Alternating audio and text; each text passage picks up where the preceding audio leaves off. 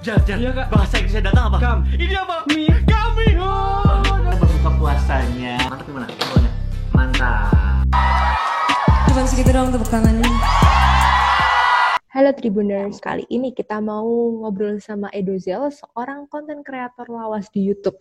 Seperti kita tahu nih, akhir-akhir ini lagi rame banget diomongin soal kreator-kreator lawas yang pada mundur dari YouTube karena sekarang YouTube udah nggak ramah sama para kreator lawas itu. Ya seperti kita tahu sekarang YouTube isinya artis-artis dan ya macam-macam. Punya YouTube is not the same anymore. Nah, kita mau ngobrol sama Kak Edozel. Buat kalian yang mungkin agak lupa, aku kasih hint. Dia adalah seorang konten kreator lawas. Ia kira-kira udah hampir 10 tahun bertahan di YouTube. Ada banyak banget konten-kontennya, mulai dari parodi-parodi sampai yang menginspirasi. Ada juga tentang family, dan sekarang kebanyakan sih tentang vlog dan kulineran. Dia juga punya usaha warteg gratis nih, yang kemarin-kemarin pas awal COVID kayaknya sempat viral deh di sosial media. Langsung aja deh kita sambungin ke Kak Edozel. Halo Kak Edozel. Halo. Iya, senang banget nih akhirnya bisa berkesempatan ngobrol sama Kak Edozel. Ya, sama-sama Hana. Terima kasih sudah mengundang saya. Ini Kak, kan Ya. langsung aja nih. Boleh. Silahkan. Kak Edozel udah 10 tahun ya berkarya di YouTube. Kurang lebih 10 tahun ya.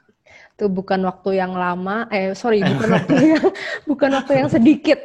Iya. Nervous nih jadi lama sama sebentar, gak bisa bedain. Ini udah ada 3,75 juta subscriber dan 800 lebih video yang udah betul. Kak Edozel produksi. Nah, tapi kan sekarang nih, apalagi kemarin sempat 2 YouTuber lawas Indonesia yang pamit ya. Terus Kak Edozel juga ikut membuat sesuatu tentang topik tersebut. Nah, seperti kita tahu kan algoritma memang sudah berubah, algoritma YouTube. Nah, seberapa jauh sih idealisme yang harus Kak Edozel korbankan demi ngikutin algoritma YouTube yang sekarang? Oke, sebenarnya algoritma YouTube sudah berubah sebenarnya udah agak lama. Yang paling besar, yang paling merubah style ataupun format saya adalah perubahan algoritma pada saat diharuskan 10 menit. Jadi kalau dulu kan kita ngitungnya views secara algoritma yang akan dimenangkan atau masuk rekomendasi, tapi kemudian berubah menjadi watch time. Watch time adalah berapa lama orang nonton sebuah video YouTube gitu. Jadi kalau videonya 10 menit bisa tonton 10 menit, kalau videonya 1 jam bisa juga tonton cuma 10 menit doang. Jadi semenjak perubahan dari views ke watch time, sebenarnya style sudah banyak berubah. Kalau dulu kan kita bikin parodi pendek-pendek 3 menit, 2 menit, kadang-kadang cuma 5 menit, kadang-kadang cuma 1 menit. Tapi sekarang kalau bikin video yang semacam itu nggak works untuk kita para kreator-kreator indie. Jadinya kita terpaksa harus bikin konten-konten yang 10 menit. Akhirnya saya pun ikutan ngevlog pada saat waktu itu, dan sampai sekarang pun sebenarnya kalau sekarang tuh bukan berubah algoritmanya, algoritma sih tetap sama, tapi karena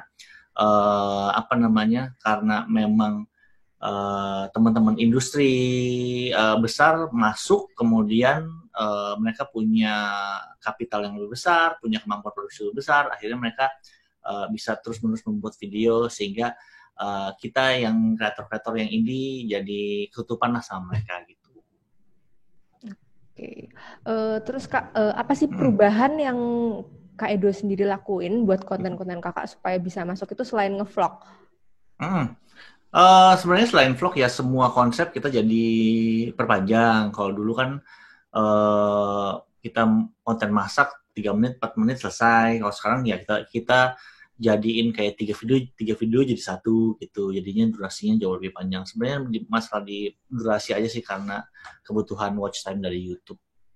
Oke, terus ada nggak sih konten yang paling anti dibuat kayak ini tuh konten nggak aku banget gitu? Ada nggak?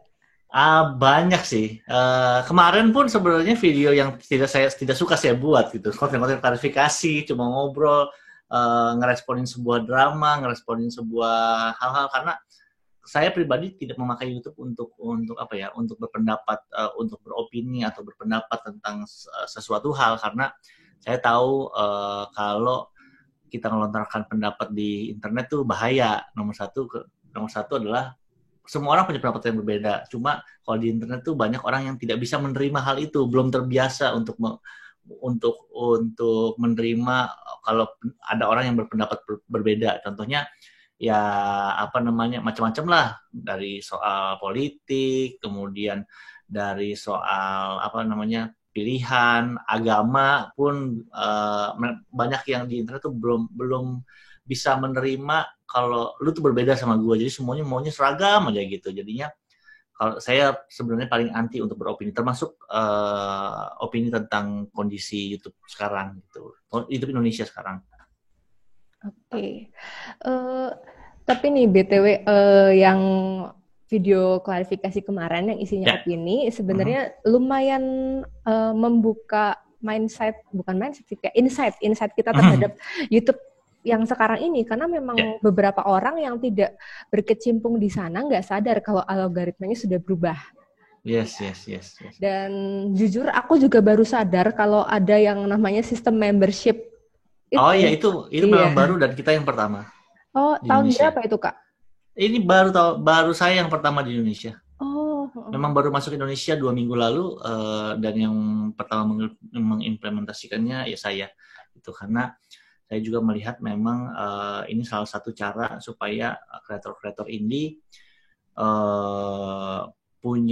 nggak perlu mengandalkan views, nggak perlu mengandalkan AdSense, karena kalau mereka terus mengejar views, akhirnya mereka semua konten akan seragam, semuanya yang ngikutin apa yang lagi tren, dengan watch time yang tinggi, kemudian bikin pokoknya seragam lah kalau ngejalin AdSense. Jadinya dengan sistem membership ini diharapkan para kreator indie ini bisa kembali ke passionnya lagi, bisa kembali ke stylenya lagi. Oke, tapi setelah 2 minggu dijalanin, ini udah ada mulai perubahan atau masih ya udah kita lihat dulu? Belum lah, pastinya ini proses besar. Tapi saya percaya kalau kita nggak mulai terlebih dahulu, kita nanti bakal ketinggalan nantinya. Jadi saya dari 10 tahun lalu selalu meresponi perubahan lah, karena bergerak di dunia digital tuh perubahan tuh sering banget terjadi, dan kita harus cepat-cepat meresponi, cepat-cepat bergerak supaya kita bisa terus survive lah di dunia digital. Iya bener banget sih, kayak fleksibel dan mengalir gitu ya. Termasuk Tribun News kan juga sekarang udah ada YouTube, udah ada Instagram, udah ada TikTok belum? TikTok belum. Harus. Okay. Oh ya bener, udah harus dicoba ya. Harus. Saya kan punya social media agency kan. Sekarang kita sudah berubah haluan jadi content creator TikTok semua untuk klien-klien kami juga. Gitu. Nah iya, pantesan nih Kak, aku tuh sama temanku juga bikin konten YouTube untuk Tribun Style ini kan. Tapi belakangan tuh kayak ngerasa viewersnya tuh cuma ratusan, padahal subscriber tuh banyak banget, dan kita nggak sadar kalau ternyata itu masalah algoritma. Temenku malah bilang, wah jangan-jangan nih subscribernya beli atau gimana nih tempat kita, tapi ternyata emang ya dari YouTube-nya Kakak aku jadi ngerti. Iya, dari subscriber juga sistemnya udah beda sekarang. Kalau dulu kan kalau kamu subscribe ke satu account, kamu akan sering mendapatkan rekomendasi dari account itu kan. Kalau sekarang subscribe harus nyalain bell. Kalau mau nyalain bell sekarang nambah lagi bellnya, mau pilih mau semua apa enggak. Jadi makin lama value-nya sebuah subscriber tuh makin lama makin berkurang. Jadi kalau wajar kalau punya 1 juta subscribers tapi view-nya cuma nggak sampai 10.000, itu wajar di sekarang. Jadi memang value subscribe memang udah jauh banget. Jadi nggak bisa disalahin lah teman-teman kreator di YouTube sekarang. Sadar nggak sih Kak, ini udah mulai berubah sejak tahun berapa? Wah, kalau tahunnya saya nggak terlalu nyatet sih, tapi memang kayaknya sih seingat saya 2018 apa 2017 ya, mulai di akhir 2017 atau di akhir 2018 saya lupa, tapi begitu ada perubahan dari views ke watch time itu yang perubahan yang paling besar sih. Tapi YouTube secara company sih berhasil, memang penerapan sistem algoritma watch time ini membuat pengguna YouTube jadi lebih mengkonsumsi YouTube lebih lama, sampai 150% waktu itu kita dapat laporannya. Itu 150% itu 2 kali lipat lebih. Jadi yang biasanya kita sehari-hari nonton sehari cuma 2 jam jadi 3,5 jam, itu gokil banget. Tapi ya balik lagi, ada downside-nya lah dari keputusan ini. Oke, terus kita mau tanya nih tips atau formula bikin konten, kan maksudnya udah 10 tahun gitu loh, apa nggak merasa kebosanan selain tanggung jawab, tentu ada tanggung jawab menghidupi keluarga dan lain-lain. Iya. Formula apa nih? Formula YouTube? Apa formula? Bikin konten secara pribadi aja, mungkin ya yang bisa di-share ke kita-kita. Kalau sebenarnya kalau ngomongin kalau mau formula di YouTube sih sekarang memang selera masyarakat sekarang lebih ke middle low sekarang, karena memang ya kita kan secara masyarakat memang bentuknya masih piramida, jadi teman-teman sekarang yang masuk itu pun segala lapisan masyarakat bisa masuk, dan sekarang memang seleranya middle low. Jadi kalau teman-teman mau bikin konten gampang. Kalau mau viral, bikin sesuatu yang memang disukai dengan selera masyarakat sekarang, kemudian bikin durasinya lebih panjang dibandingkan yang lain, kemudian bahas hal-hal yang trending. Dengan 3 formula ini udah cukup untuk udah cukup untuk membuat video teman-teman trending. Tapi pesan saya sih untuk para kreator-kreator, kita nggak butuh lebih banyak orang-orang sukses lah, kita butuh lebih banyak orang-orang baik.